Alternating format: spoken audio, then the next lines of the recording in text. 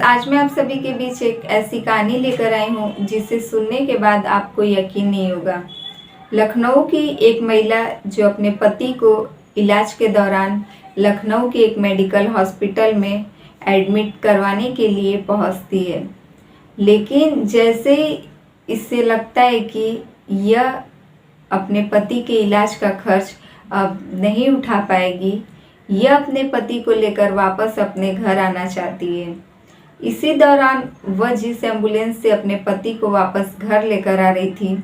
उसी एम्बुलेंस के ड्राइवर द्वारा इस महिला के साथ दरिंदगी जैसी हरकत की जाती है और रास्ते भर उस एम्बुलेंस का ड्राइवर और उसका एक साथी मिलकर इस महिला को अपनी हैवानियत का शिकार बनाते हैं। जब वह महिला इन सब बात का विरोध करती, तब वह लोग उसके बीमार पति के चेहरे से ऑक्सीजन हटा देते थे और बहुत प्रकार की टॉर्चर उसके पति को कर इस महिला को ब्लैकमेल कर इसके साथ रास्ते भर दरिंदगी जैसी हरकत करते थे। यह महिला भी अपने बीमार पति को बचाने के लिए अपनी इज्जत को दांव पर लगा देती है, लेकिन जब उन लोगों का मन भर जाता है तब वह लोग इसके बीमार पति को एम्बुलेंस से निकालकर रास्ते पर फेंक कर चले जाते हैं। कहीं न कहीं इंसानियत को शर्मसार कर देने वाली यह घटना जो है अब हम सबके सामने आई है। Hello friends, welcome back to my YouTube channel Sangeeta Rinku ji में आप सभी का फिर से एक बार स्वागत है। और आज मैं फिर से आप सभी के बीच एक नई और सच्ची घटना के साथ हाजिर हूँ। तो फ्रेंड्स, आज की कहानी शुरू करें उससे पहले अगर आप हमारे चैनल पे नए हैं तो प्लीज़ हमारे चैनल को सब्सक्राइब कर दीजिए और वीडियो पसंद आए तो लाइक कमेंट ज़रूर कीजिएगा। आज की कहानी शुरू होती है 28 अगस्त साल 2024 को, जहाँ की सिद्धार्थ नगर का एक गांव लगता है बस्ती गांव। और इसी बस्ती गांव के सकारपार के रहने वाले एक व्यक्ति जिनका नाम हरीश रहता है, इनकी तबीयत कुछ दिनों से गड़बड़ चल रही होती है। तभी इनके इलाज के लिए इनकी पत्नी जो है, इनको उस बस्ती गांव के एक नॉर्मली नर्सिंग होम में जहाँ उनका इलाज चल रहा होता है, वहाँ से जब इनको कुछ आराम नहीं मिलता है, तब जो हरीश थे इनकी पत्नी उनको सोचती हैं कि शहर के किसी बड़े डॉक्टर के पास ले जाया जाए और वह चाहती हैं कि उनका पति जो है ठीक हो जाए। जैसे ही उनकी पत्नी व महिला अपने पति को इस बस्ती गांव के उस प्राइवेट हॉस्पिटल से निकालकर सोचती है कि अच्छे इलाज के लिए कहीं बाहर ले जाया जाए, और वह अपने भाई के साथ अपने पति को लेकर लखनऊ जाती है, जहाँ की बहुत बड़े मेडिकल हॉस्पिटल में उसके पति का इलाज के लिए जैसे ही वह उस हॉस्पिटल में लेकर जाती है, उस हॉस्पिटल में कोई भी बेड खाली न होने की वजह से उसके पति को वहां एडमिट नहीं किया जाता है।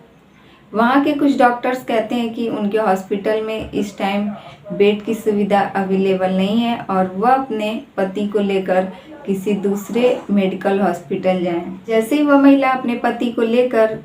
उस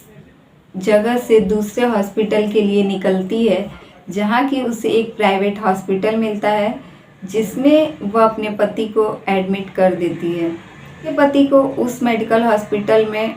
जगह यानी कि एक बेड मिल जाता है और वहीं पर उसके पति का इलाज चल रहा होता है।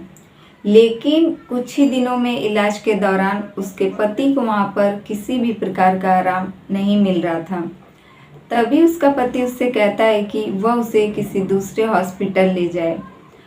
और इस प्राइवेट हॉस्पिटल में उसके पति के इलाज के लिए काफ़ी ज़्यादा पैसे खर्च हो रहे थे। करीब 3 से 4 दिन के अंदर इस महिला का जो है वहाँ पर 1 से 1.5 लाख रुपए का बिल आ चुका था, और यह महिला अब जो है आगे का खर्च उठाने में अपने आप को जो है सक्षम नहीं समझ रही थी। इससे लग रहा था कि 3 से 4 दिन के अंदर इस हॉस्पिटल में उसके पति का इलाज के लिए काफ़ी ज़्यादा पैसे लग चुके हैं, जो कि 1-1.5 लाख रुपया ये दे चुकी है और अब आगे वह नहीं दे पाएगी। इसीलिए वह सोचती है कि वह अपने पति को लेकर वापस बस्ती गांव चली जाए और वहां अपने पति का इलाज करवाए। इस हॉस्पिटल में उसके पति को जरा सा आराम भी नहीं मिल रहा था, इसलिए इससे लग रहा था कि जब उसके पति की हालत पहले से कुछ भी सुधरी हुई नहीं थी, तब वह महिला अपने पति को उसी हॉस्पिटल की एक नर्स की मदद से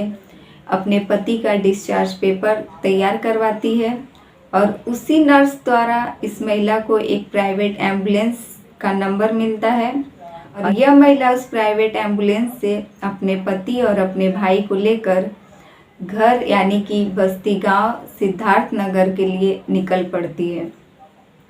यह महिला उस एम्बुलेंस में अपने भाई और अपने पति के साथ पीछे बैठकर जाती है, लेकिन कुछ ही घंटों के बाद उस एम्बुलेंस में जो ड्राइवर था और उसके साथ उसका एक दोस्त भी बैठा हुआ था, वह दोनों कहते हैं कि इस महिला को आगे आकर बैठना पड़ेगा क्योंकि पुलिस वाले रात का काफ़ी टाइम है, क्योंकि काफ़ी रात हो चुका है और पुलिस वाले जो है कहीं ना कहीं रोक कर इधर उधर की बातें करेंगे, इसीलिए हो सकता है वह हम लोगों से फाइन भी लें। यही सब बात कहकर वह लोग महिला को सामने सीट पर बैठने के लिए कहते हैं। यह महिला सामने सीट पर जाकर बैठ जाती है और वह लोग चलना स्टार्ट कर देते हैं,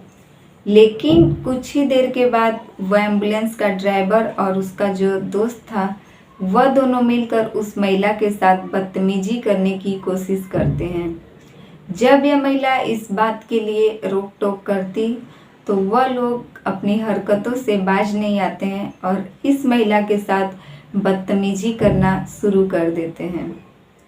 उसके बाद यह लोग जब उन दोनों की हरकतें काफ़ी बढ़ जाती हैं, तब यह महिला चीखती और चिल्लाती है, जिसके बाद पीछे बैठा उसका भाई अपनी बहन को बचाने की कोशिश करता है। तभी यह लोग एम्बुलेंस से उतरते हैं और उसके पति को एम्बुलेंस से बाहर निकालकर वहीं रास्ते पर फेंक देते हैं और इसके भाई को सामने ले जाकर वहीं पर दरवाज़ा बंद करके एम्बुलेंस का लॉक कर देते हैं। जिसके बाद इस महिला के साथ उसी एम्बुलेंस में वह लोग दरिंदगी जैसी हरकत करते हैं